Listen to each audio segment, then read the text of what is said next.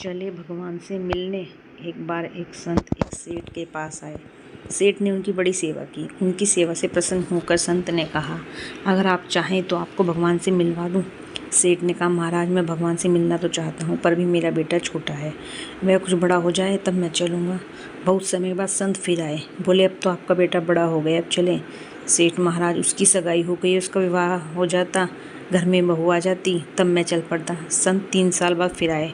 बहू आंगन में घूम रही थी। संत बोले, सेठ जी अब चलें।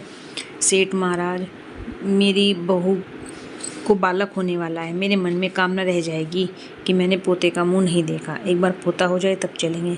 संत पुनः आए। तब तक सेठ की मृत्यु हो चुकी थी। ध्यान लगाकर देखा तो वह सेठ बैल बना सामान ढो रहा था। संत बैल के कान में बोले, अब तो आप बैल हो गए, अब भी भगवान से मिलने। सेठ, मैं इस दुकान का बहुत काम कर देता हूँ। मैं न रहूँगा तो मेरा लड़का कोई और बैल रखेगा। वह खाएगा ज़्यादा और काम कम करेगा, इसका नुकसान हो जाएगा।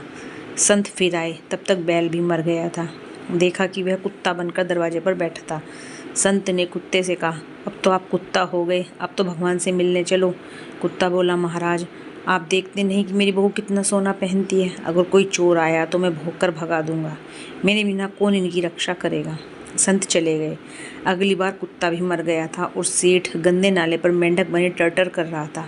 संत को बड़ी दया आई। बोले, सेठ जी अब तो आपकी दुर्गति हो गई और कितना गिरोगे, अब भी चल पड़ो। मेंढक क्रोध से बोला, अरे महाराज मैं यहाँ बैठकर अपनी नाती पोतों को देखकर प्रसन्न हो जाता हूँ। और भी तो लोग हैं दुनिया में, आपको मैं ही मिला हूँ भगवान से मिलवाने के लिए। जाओ महाराज, किसी और को ले जाओ, मुझे माफ़ करो। संत तो कृपालु हैं, बार बार प्रयास करते हैं, पर उस सेठ की ही तरह दुनिया वाले भगवान से मिलने की बात तो बहुत करते हैं, पर मिलना नहीं चाहते। हे प्रभु, तू बड़ा दयालु है, हम पर कृपा की नज़र रखना। धन्यवाद।